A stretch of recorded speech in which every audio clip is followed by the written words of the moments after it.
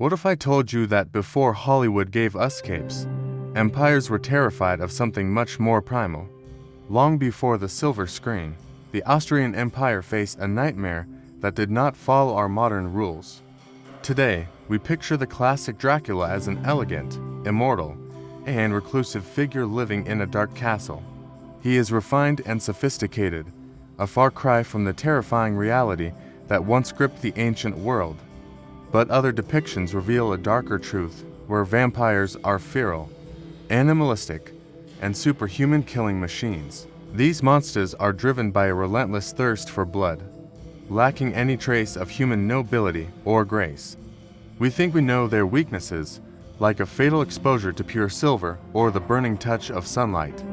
Yet, these Hollywood tropes are like a polished stage play compared to the cold, muddy trenches of history. Why did the Austrian army treat mere ghost stories like a genuine military crisis during their difficult expansion?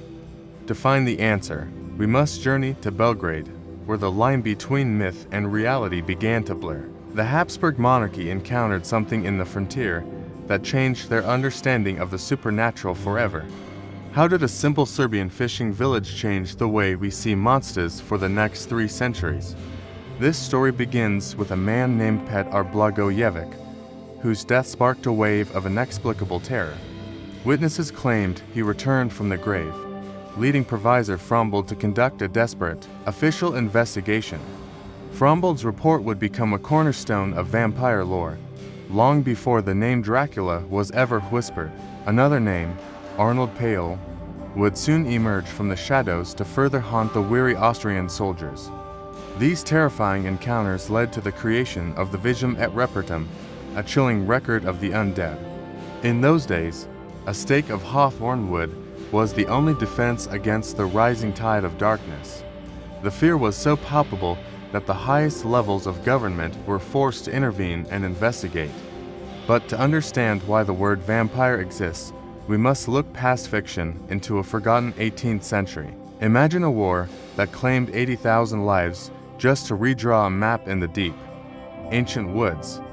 To find the truth, we must step back into the fog of war during the Austrian expansion.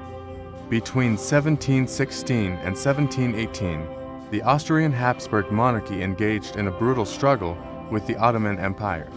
History remembers this specific and violent clash as the Austro-Turkish War, a defining moment for the region. The conflict was a desperate push for power, fueled by the ambitions of the expanding Austrian Empire. Across these bloody years, the Austrian Empire successfully seized Belgrade and vast stretches of the Serbian heartland. The capture of Belgrade was a monumental victory that shifted the balance of power in Eastern Europe. Winning these new borders came at a staggering cost that the local soil would never truly forget. An estimated 80,000 deaths stained the landscape during this relatively brief but incredibly intense military campaign. Every mile of conquered territory was paid for with the lives of thousands of weary, marching soldiers. By 1718, the Ottoman forces were forced to surrender, leading to the formal signing of a treaty. The Treaty of Passarwitz finally brought an end to the active fighting between these 2 rival empires. With the ink dry on the treaty, the Habsburgs began their rapid expansion into several new regions. Their influence stretched into the Banat, Oltenia, and the rugged hills of northern Bosnia and central Serbia. This massive annexation of land meant the Habsburg monarchy was now governing a wild and unfamiliar frontier. What happens when a rational, Enlightenment-era army occupies a mysterious land ruled by ancient, dark folklore? The Austrian expansion was like a modern city dweller stepping into a dark, ancient forest without any flashlight. These soldiers brought maps and muskets into territories where the locals feared something far older than kings. While the generals counted their gold, the common foot soldiers began hearing whispers in the dense woods. They moved into Belgrade, turning a war-torn fortress into a hub for an empire expanding into the unknown. The rational minds of the Austrian military were ill-prepared for the superstitions lurking in these remote villages. How much blood must be spilled before a border is truly won and the land finally accepts its masters? As administrative offices were established, the officials encountered terrifying reports that defied any logical, scientific explanation. These new subjects in Serbia held beliefs that would soon challenge the very foundations of the Austrian Empire. The Habsburgs thought they had conquered the land, but they were about to encounter its local nightmares. One man, an administrator named Provisor Frombold, was about to become our first official witness. He was a rational man of the state, serving the vast interests of the Habsburg monarchy. In 1725, Frombold traveled to the farthest edges of the expanding and powerful Austrian Empire. His destination was a small, humble fishing village nestled deep within the northeastern Serbian wilderness. This isolated village, known as Kiseljevo, sat quietly along the winding banks of the Danube River. Located just outside the city of Belgrade, the community lived under the shadow of ancient traditions. When Provisor Frombold arrived in the village of Kiseljevo, he was not looking for monsters. In the summer of 1725, this imperial administrator was simply there to perform his official duties. However, the administrator quickly realized that the villagers were gripped by a paralyzing and supernatural terror. Death was moving through the streets of Kiseljevo, leaving the local population desperate for state help. How does a bureaucrat react when an entire village claims the dead are walking among them? Frombold found himself like a forensic accountant walking into a crime scene that defied physical laws. The rational laws of the Habsburg monarchy were failing against the irrational fears of the peasants. He listened as the villagers described a terrifying nightmare that had already claimed 9 local lives. These people were not just afraid, they were demanding that the government intervene against the undead. Frombold stood as the official representative of the state, facing a mystery that no ledger explained. He began documenting every detail of the hysteria with the cold precision of an imperial official. What do you write in an official report when science has no answers for the events? In the summer of 1725, Frombold drafted a specific document that would change history forever. His official government report contained a word that most of Europe had never encountered before. For the first time in a documented historical record, the word vampire was officially written down. This bureaucrat's observation transformed local folklore into a verified matter of urgent state importance. What he saw in that village would eventually land on the desks of Europe's most powerful. Frombold's chilling report didn't just sit in a drawer. It traveled straight to the heart of Vienna. This wasn't just superstitious village gossip anymore. It had become a serious matter of imperial state. Why would a powerful emperor order every report of the supernatural sent directly to his grand court? Holy Roman Emperor Charles VI demanded to see every strange account from the newly conquered borderlands. The Habsburg monarchy was now tracking a predator that didn't follow the laws of any earthly king. Within these cold, official documents, a terrifying new word was about to be etched into history forever. To the local Serbians, the creature was a vampire, a term the imperial bureaucrats were forced to record. A guy defined this vampire to Frombold as an unholy, predatory spirit with an insatiable thirst for blood. It was described as a creature that hunted the living to sustain its own twisted, eternal existence. This wasn't just folklore. It was a formal definition appearing in the highest levels of government. Charles VI realized that the panic in the East could threaten the stability of his entire empire. Passing this report to the crowned heads of Europe was the 18th century equivalent of a viral leak. Soon, every royal palace from Paris to London was reading about the horrors found in Kiseljevo. The Habsburgs were essentially warning their neighbors about a darkness that couldn't be stopped by walls. This official recognition transformed a peasant myth into a reality that captivated the minds of the elite. Imagine the shock of Enlightenment thinkers reading government accounts of the walking dead rising in Serbia. The word vampire was now codified, moving from dusty village paths to the pages of history books. Every official copy sent by Charles VI spread the contagion of fear across the entire European continent. The Habsburg monarchy had unintentionally created the blueprint for the modern legend we know so well today. A local Serbian term was suddenly becoming a household name across the entire European continent. The definition given to Frombold by the villagers now sat on the desks of kings and queens. Every stroke of the quill in the imperial court cemented the vampire into the Western imagination. These official records provide us with the very first forensic trail of the legendary undead creature. Yet, Emperor Charles VI had no idea that the case of Kislyevo was only the beginning. The shadows were deepening, and even more terrifying reports were already making their way toward Vienna. By the winter of 1731, the panic had moved to a place called Medvega, the place where they hunt bears. In this remote Serbian village, a new string of mysterious deaths began to terrify the local population. 6 years after Kislyevo, these reports reached the highest levels of the powerful Austrian Empire. Memories of Provisor Frombold's earlier warnings began to resurface as the death toll in Medvega climbed. The Austrian regional headquarters at the Kanisa Magburg fortress in Belgrade was soon alerted to the crisis. Lieutenant Colonel Schnetzer, the military commander in Jagodina, realized he was facing an enemy he couldn't shoot. This military response was like calling in the CDC and the SWAT team at the same time. To investigate, the military dispatched Glosser, a specialist trained in the study of infectious diseases. What do you do when the enemy you face is already in the ground? Glosser arrived in the frozen village prepared to find a plague, but he found something far stranger. To uncover the truth, the specialist ordered the exhumation of several corpses buried weeks before. What Glosser witnessed when the lids were pried open defied every law of nature he knew.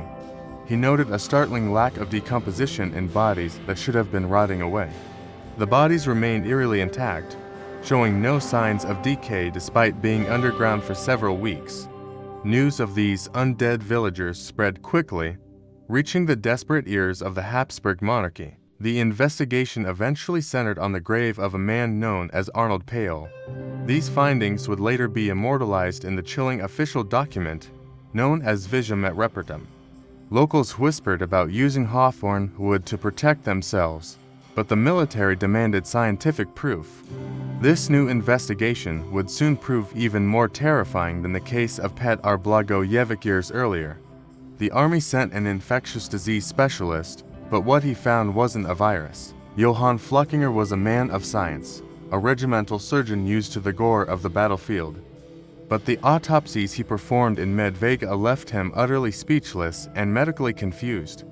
Fluckinger stepped into the graveyard with a scalpel and a commission from the Baron himself. In January 1732, the village watched as soldiers arrived to confront an unseen, immortal enemy. Troops from the Honorable Regiment of Foot marched alongside the Maruli and Alexandrian regiments, under the command of Baron Furstenbusch. The military prepared to exhume the silent, buried dead. This was not a skirmish for land, but a desperate hunt for the source of a plague. The winter air was thick with tension as the first shovels bit into the frozen earth. Fluckinger stood ready to apply the rigid medical standards of the enlightened Habsburg monarchy. He sought natural causes for the deaths, expecting to find common disease or simple rot. Over the course of several days, the surgeon carefully exhumed 17 suspects from their graves. Each body was laid out for a formal autopsy that would challenge every known medical law. How does a doctor explain a corpse that looks better weeks after death than it did alive? For Fluckinger, finding these bodies was like seeing a patient without a heartbeat who still breathes. 10 of the 17 exhumed bodies showed signs that defied any logical explanation of decay. Their skin was fresh, and their limbs remained as supple as those of a living person. Instead of the expected stench of death, he found signs of life where there should be none. These 10 individuals were classified by the stunned surgeon as being in a state of vampirism. He meticulously recorded every impossible detail in the document that would become Visum et Repertum. The Austrian Empire demanded answers, and Fluckinger's scalpel was the only tool left to find them. When does medical evidence cease being science and transform into proof of the supernatural? The records of these dissections would soon travel from Medvega to the very heart of Belgrade. Every cut revealed more questions. painting a terrifying picture of what lay beneath the soil. He found 17 bodies, and what he saw inside them would change the course of history. Johann Fluckinger dipped his quill into the ink to document the horrors he witnessed in Medvega. His official report, titled Visum et Repertum, would soon send shockwaves across the entire Austrian Empire. Translated as Seen and Reported, this document served as a clinical record of the impossible. Within the Habsburg monarchy, such military reports were treated with the utmost seriousness and cold precision.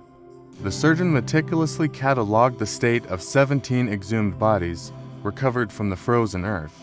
As he worked, he noted physical details that defied his traditional medical training and battlefield experience. Fluckinger concluded that 10 of these 17 villagers were trapped in a state of supposed vampirism. He described their flesh as surprisingly fresh, lacking the typical signs of decay found in the grave. This clinical language provided a veneer of scientific legitimacy to the supernatural panic gripping the region. We now recognize these vampiric traits as the natural, albeit grisly, stages of human decomposition. Modern science explains these sites as the natural results of gas buildup during the decay process. 18th century observers lacked this knowledge, seeing only the terrifying return of the restless dead. The surgeon's words painted a vivid picture of blood leaking from the mouths of the deceased. The surgeon noted conditions similar to those reported during the haunting case of Arnold Payol. Every detail was captured with the same detachment one might use to describe a common fever. This Visum et Repertum became the foundational text for the vampire myths we recognize today. His report carried more authority than the previous accounts filed by the administrator Provisor Frombold. The local population watched in silence, waiting for the surgeon to confirm their most primal fears. Fluckinger's findings transformed rural superstition into an official matter of state for the imperial government. These records from the outskirts of Belgrade would forever change how the world viewed the undead. 10 weeks after Petar Blagojevic was buried, he was brought back into the cold light. This local man from Kiselyevo had passed away following a brief and very mysterious illness. But his story did not end with his burial in the damp Serbian soil. Within a week, a terrifying wave of violent illness began to sweep through the village. Dying victims claimed Petar appeared in their dreams, reaching out to strangle them to death. The panic deepened as 9 people died within just 8 days of his funeral. Provisor Frombold was dispatched to investigate these claims of a return from the grave. To understand the vampire craze, we must look at the ritual execution of Petar Blagojevic. Frombold watched as they dug into the earth to reach the man dead for months. The exhumation felt less like a funeral and more like a military execution of a corpse. When the lid was finally pried open, the officials stood frozen in collective shock. The 60-year-old man did not look dead, but instead possessed a strange, lively glow. Is it possible for hair and nails to grow after death, or was Frombold seeing something else? Frombold noted that the corpse appeared fresh, showing no signs of the usual decay. The villagers then produced a stake carved from hawthorn wood, a material of spiritual power. Hawthorn was believed by the locals to possess ancient and unique healing properties. A villager positioned the sharpened wood over the heart as the crowd watched in silence. With a heavy mallet, they drove the stake deep into the chest of the glowing corpse. As the wood pierced his heart, the dead man reportedly issued a low, pained groan. Why would fresh blood flow from a man who had been dead for 10 weeks? Vibrant, red blood poured uncontrollably from the man's chest, his mouth, and even his ears. Provisor Frombold witnessed the horror that would later reach the heart of the Habsburg monarchy. The villagers finally set fire to the body to ensure Petar would never return. The low groan he emitted as the stake went in would haunt the witnesses forever. Back in Medvega, the situation had reached a breaking point that no logic could easily explain. The villagers demanded answers as the shadow of the vampire fell long over the Austrian Empire. Fear had become a contagion, spreading faster than any disease the Habsburg monarchy had ever faced. Local officials knew that to restore order, they would have to confront the impossible head-on. The graves were reopened, revealing sights that defied the natural laws of life and death. One particular discovery in the damp Serbian soil left the seasoned investigators completely and utterly speechless. A woman had been buried weeks prior, her body withered and emaciated from a long illness. When her coffin was pried open, the investigators recoiled at a sight that defied all reason. Instead of a skeletal remain, she appeared healthy, vibrant, and disturbingly well-fed in her shroud. How does a corpse gain weight in a coffin while locked away from the living world? Her skin was not pale and gray, but flush with a lifelike warmth that chilled observers. This impossible transformation suggested a dark nourishment that only the most ancient legends could describe. To the witnesses, this was the ultimate proof that the grave provided no rest for some. It was as if death itself was a feast, transforming the starving into something horrifyingly robust. The report, titled Visum et Repertum, would soon document these visceral horrors for the imperial court, but documenting the terror was not enough to stop the rising tide of hysteria in Medvega.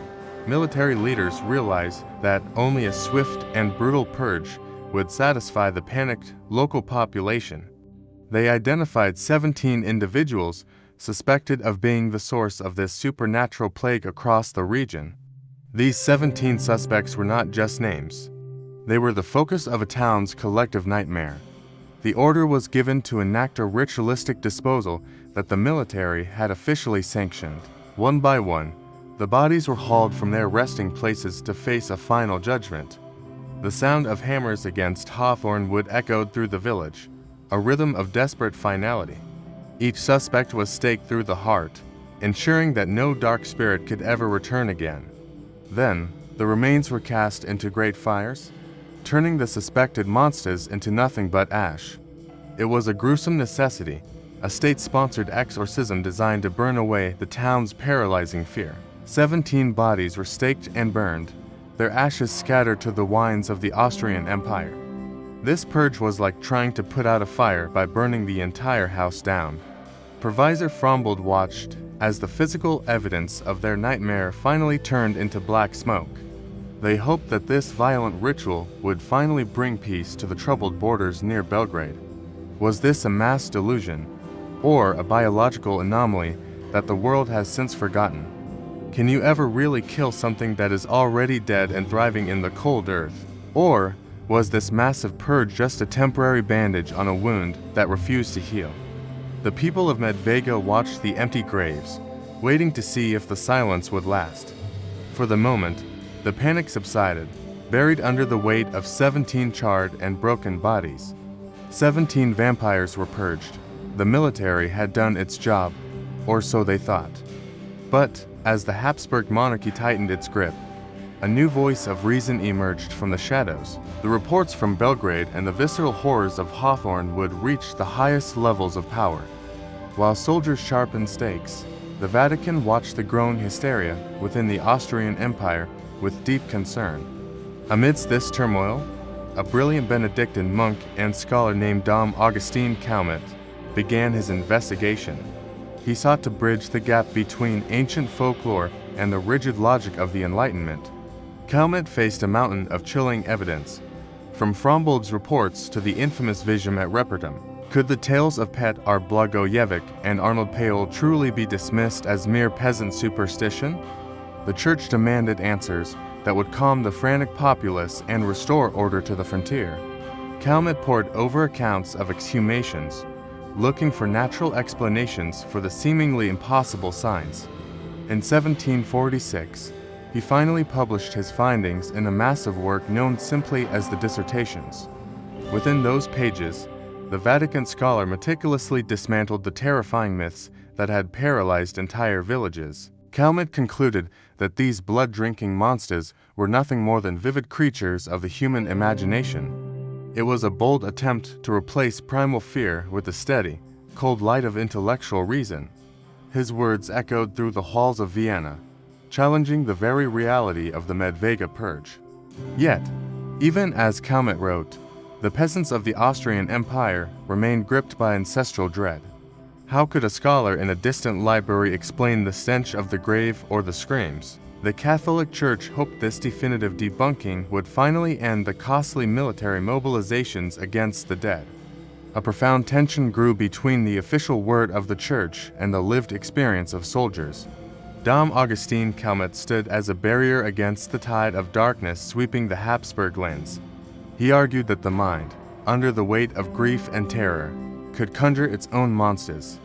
Even today, his 1746 treaty remains a fascinating testament to the battle between logic and the supernatural. But the vampire craze was a beast that would not be so easily tamed by ink. The struggle between what the eye sees and what the mind knows had only just begun. You might think these primal fears died out with the Enlightenment, but the truth is far more unsettling. The 18th century ended, but the shadows in the Serbian heartland never truly left the local imagination.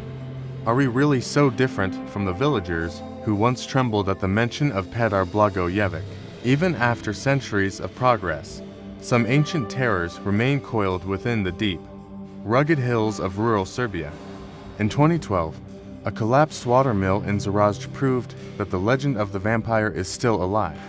It began with the sudden collapse of a 300-year-old water mill hidden within the western Serbian landscape. For generations, this decaying structure stood as a silent guardian over a dark and ancient local legend. The mill's collapse was like opening a cage that had been locked for many long centuries. Local residents were gripped by a sudden panic that felt like echoes from the Habsburg monarchy era. They believed the ruins had long housed a legendary and dangerous vampire named Sava Savanovic. This modern crisis reflects the same historical dread once documented across the vast and powerful Austrian Empire.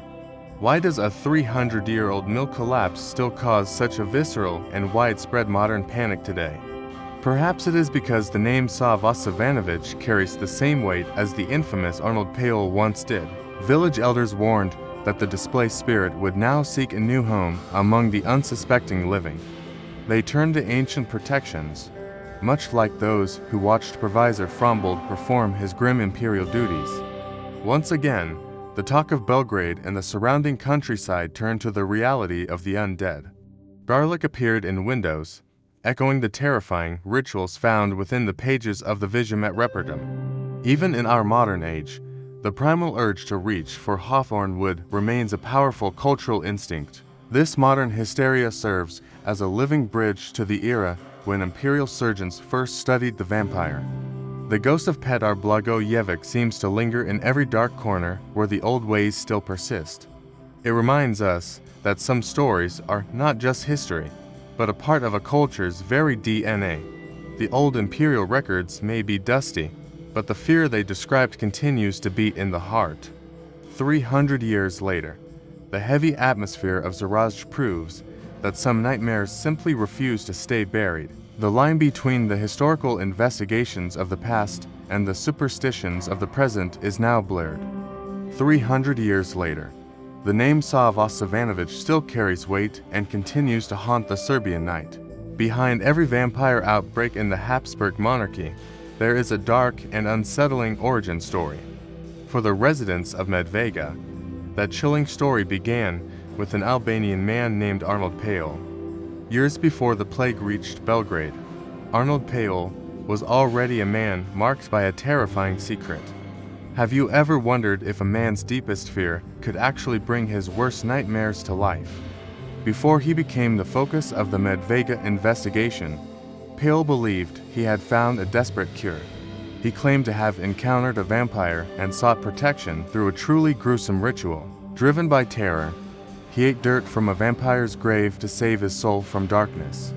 In a frantic attempt to ward off the bite, he even smeared his body in its blood. Payol's ritual was like a desperate vaccination against a disease he already had in his veins. If you ate the dirt of a grave to protect yourself, would you ever truly feel safe? Arnold Payol was a tragic figure who tried to fight the shadows but eventually became them. These events took place 5 years before the investigation that would later stun the Austrian Empire. His life came to a sudden end when he fell off a hay wagon and broke his neck. The impact was fatal, leaving the small village of Medvega in a state of silent shock. He was buried quickly, but the story of Arnold Payol was only just beginning to unfold. 40 days passed after his burial before the authorities decided to disturb his final resting place. When they finally opened the coffin, the sight that met their eyes defied every law of nature. Despite being dead for weeks, the corpse of Arnold Payol appeared unnaturally fresh and remarkably intact. Fresh blood was found on his body, as if the cold grave had failed to claim him. Much like Petar Blagojevic before him, this man had seemingly returned from the grip of death. These findings were recorded in reports that would eventually lead to the document Visum et Repertum. In this era, hawthorn wood and iron stakes were considered the only reliable tools of defense. Men like Provisor Frombold would soon realize that the Medvega plague was far from over. Arnold Payol died from a fall, but his lingering presence would haunt the Serbian night forever. The investigation was just starting to uncover the terrifying link between his past and current horror. History likes to give us clean answers, but these ancient archives hold secrets that refuse to die. From the Danube to the modern mills of Serbia, the ancient puzzle of the vampire remains unresolved. Reports signed by army surgeons and imperial administrators still sit in archives today, waiting for an explanation. These meticulous records act like a glitch in the matrix of our orderly, 18th century, historical narrative. Within the vast Habsburg monarchy, officials were forced to confront a darkness their science could not contain. The official Visum et Repertum stands as a chilling testament to events that defied every known medical law. We remember names like Petar Blagojevic and Arnold Payol because their stories were so carefully documented. Provisor Frombold witnessed the impossible and chose to report his findings to the highest powers in Vienna. Near the fortress of Belgrade, the Austrian Empire grappled with a fear that spread faster than any plague. The use of hawthorn wood became a grim necessity for soldiers who usually fought with cold steel. Even the artist Picada, serving in the Serbian River Navy, was part of this haunted frontier landscape. Today, we look back at these military accounts and wonder if we are seeing superstition or truth. Were these imperial officers blinded by local superstition, or did they witness something science cannot explain?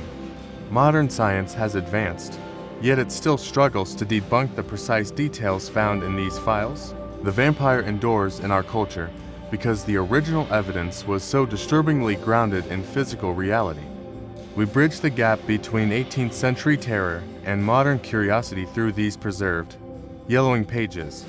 The shadows of the Serbian heartland still whisper the names of those who supposedly rose from graves. Why does this specific legend hold such a tight, terrifying grip on our collective human imagination? Perhaps it is because the men who wrote these reports were not poets, but disciplined military officers. They saw things that forced them to rewrite the rules of life, death, and the terrifying afterlife. The military eventually closed the files, but the mystery of the Serbian heartland is far from over. The military did their investigation, but now it is finally your turn to weigh the evidence. What is the most chilling detail from these ancient reports that still lingers in your mind tonight? The case remains wide open in the court of public opinion, where your own theories truly matter. Do you truly believe the Visum et Repertum was a factual account of the supernatural in Serbia? Perhaps the doctors of the Habsburg monarchy were simply masking a much more terrestrial and terrifying plague. Tell us if you think Petar Blagojevic was a victim of hysteria or a genuine creature of shadow. Every detail about the hawthorn wood stakes suggests a tradition far older than the Austrian Empire itself. We must wonder if Provisor Frombold saw exactly what he claimed during those cold, desperate winter nights. Should we dive deeper into other military files to uncover more supernatural secrets hidden within the archives? Joining this community is like being part of a modern-day imperial commission into the deep, dark unknown. Your support allows us to keep digging through the dust of time for these forgotten, haunting stories. Consider the legacy of Arnold Payol and how his dark tale shaped our modern nightmares forever. Was the Belgrade frontier merely a breeding ground for myths, or did something truly ancient wake up? We invite you to subscribe and stand with us as we explore the blood-soaked edges of history, Share your thoughts below and let us know which historical mystery we should investigate for you next. The archives of the Habsburg monarchy are vast, and many more files are waiting to be opened. Could there be other reports like those from Belgrade, hidden away in the silence of forgotten stone vaults? Every comment you leave helps us build a clearer picture of these legendary events and their origins. Together, we can peel back the layers of superstition to find the hard truths buried underneath. History is never truly dead as long as there are curious minds like yours willing to listen.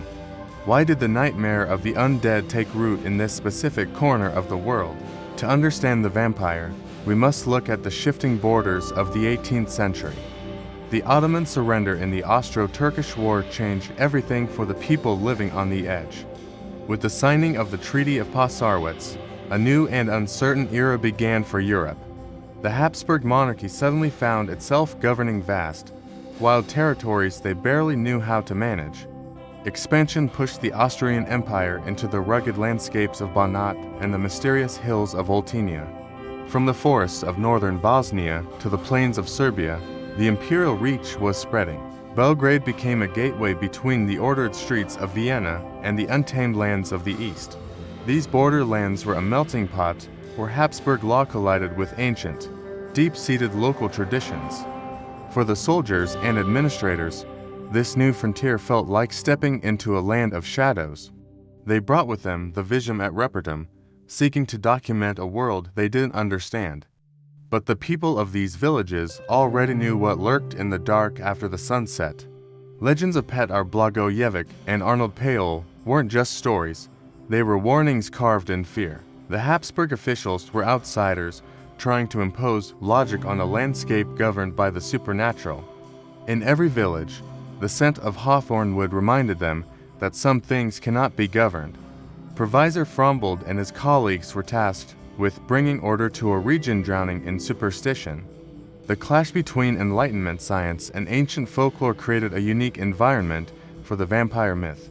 This specific geographic crossroads became the perfect breeding ground for a fear that would consume Europe. As the Austrian Empire expanded, it inadvertently gave the vampire its first official place in history. The Treaty of Passarwitz didn't just move borders. It opened the door to a terrifying new reality. Why were these regions so susceptible to the panic that later captivated the entire civilized world? It was the isolation of the frontier that allowed these dark accounts to fester and grow. Every report sent back to the Habsburg monarchy added a new layer to the unfolding mystery. The encounter between two clashing cultures turned local folklore into an international obsession that still haunts us. To understand the outbreak, we must acknowledge the volatile soil where these legends were first planted.